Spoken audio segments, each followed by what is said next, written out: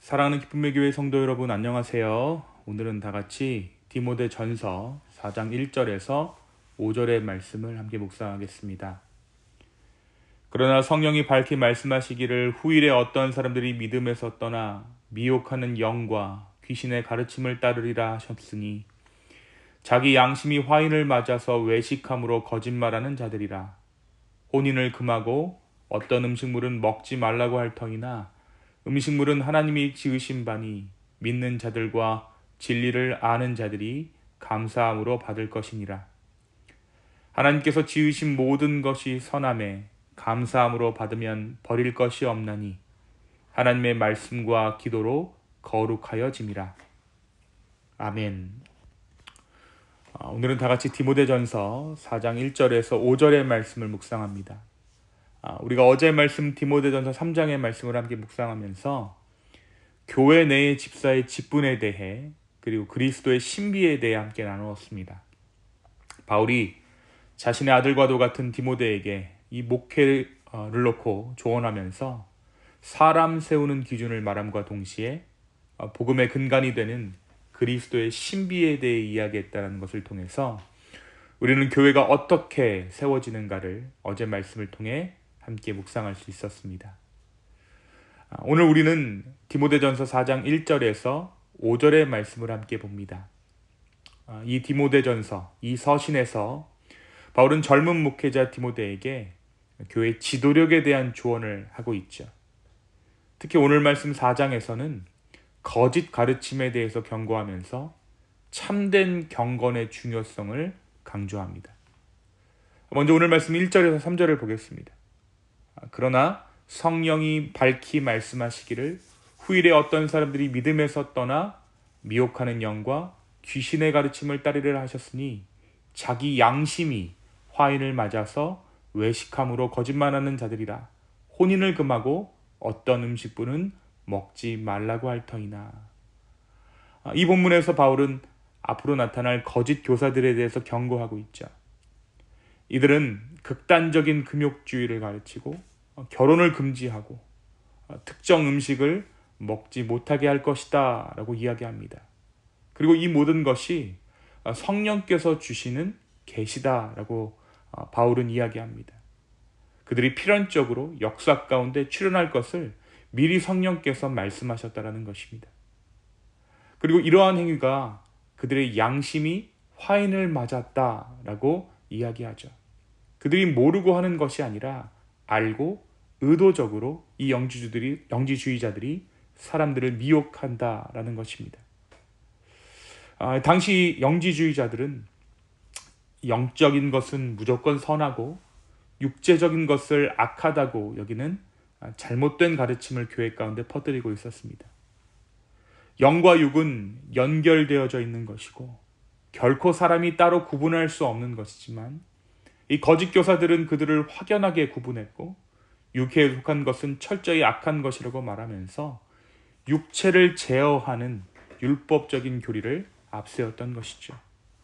그러면서 결국 이 쩔쩔매는 성도들을 자기 편으로 자기 유익에 따라 조종하는 것이 바로 이 거짓 교사들의 전략이었던 것입니다. 그것은 복음이 주는 자유를 억압하는 행위죠. 복음이 우리를 자유하게 하고 모든 죄의 속박에서 우리를 해방했음에도 불구하고 오히려 속박 가운데 신앙생활을 정말 신앙생활 가운데 전전긍긍할 수밖에 없도록 만드는 것이 바로 이 거짓 교사들의 가르침이었던 것입니다. 그러면서 점점 자신들의 가르침에 의지할 수밖에 없도록 자신들 편으로 사람들을 끌어들이고 사람들을 마음대로 조종하려던 것이 바로 이 거짓 교사들이었던 것입니다. 바울은 오늘 말씀 4절, 5절에서 이에 대한 올바른 관점을 제시합니다. 하나님께서 지으신 모든 것이 선하다. 그러니까 감사함으로 받으면 버릴 것이 없다. 하나님의 말씀과 기도로 거룩하여져라. 바울이 무엇을 말합니까? 육체적인 것에 얽매이는 것이 아니라 모든 것을 감사로 받으라는 것이죠.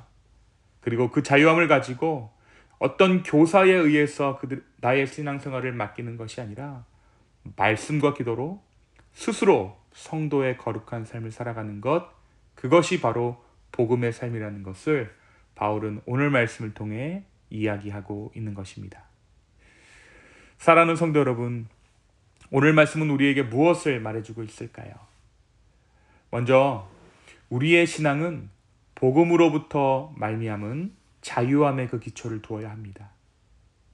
하나님께서 주신 것들을 즐기되 그것을 감사함으로 받고 절제하며 사용하는 것이 중요합니다. 그리고 이것은 살아계신 하나님과의 관계 속에서 이루어져야 함을 우리는 기억해야 합니다. 이 세상의 아름다움과 풍성함은 하나님의 선하심을 반영하고 있습니다. 우리가 그것을 인식하고 감사하며 이 하루를 살아갈 때 진정한 자유와 기쁨을 경험할 수 있는 것이죠. 우리는 늘 악하기 때문에 죄를 짓고 육신이 죄악으로 넘어지고 그러다 보면 율법으로 우리를 다시 세우려고 합니다. 하지만 하나님께서는 그러한 율법에 얽매여 계신 분이 아닙니다. 우리가 쓰러진 바로 그 자리에서 다시 일어서면 되는 것이죠. 그리고 그 일어섬이란 다름 아닌 기도로 시작된다는 것을 오늘 말씀은 이야기해주고 있는 것입니다. 사랑하는 성도 여러분, 오늘 이 아침 이 살아계신 하나님과 관계하는 우리 모두가 되었으면 좋겠습니다. 나를 올가매는 율법이 아니라, 다시 사망으로 돌아가는 율법이 아니라 살아계신 하나님 안에서 자유함을 누릴 수 있는 우리 모두 되기를 예수님의 이름으로 축원합니다. 두 번째, 오늘 말씀은 말씀과 기도가 바로 이 살아계신 하나님과의 관계를 새롭게 한다라고 이야기합니다.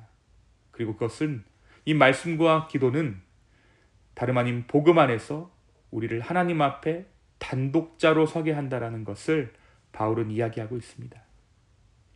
우리가 율법에 묶이지 않는다면, 우리가 정말 복음 안에 서 있다면 말씀은 살아계신 하나님의 말씀이요, 기도는 그 살아계신 하나님께 고하는 우리의 고백이 될 것입니다. 말씀과 기도는 공연히 교회에서 주장하는 하나의 수칙이나 종교적인 제의가 아닙니다. 말씀과 기도는 우리가 하나님을 살아계신 하나님으로 인정할 때 시작되는 것입니다. 우리가 살아있다는 증거를 서로를 향한 대화함으로 확인하듯이 우리는 말씀을 통해 그리고 기도를 통해 살아계신 하나님을 경험하게 될 것입니다. 그리고 이 말씀과 기도를 통해 어떤 사람의 가르침이 아니라 내 스스로가 하나님 앞에 비로소 단독자로 서게 되는 것이죠.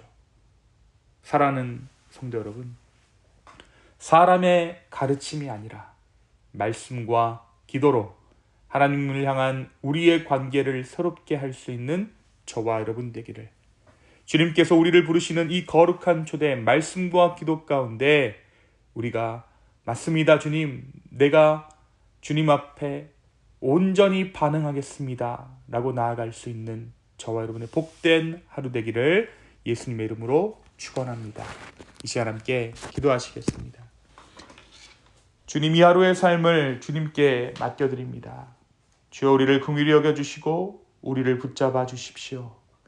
살아계신 하나님 앞에 우리의 마음을 드리며 우리의 삶을 드리며 이 하루의 모든 것을 아버지께 맡겨드리기를 소망합니다.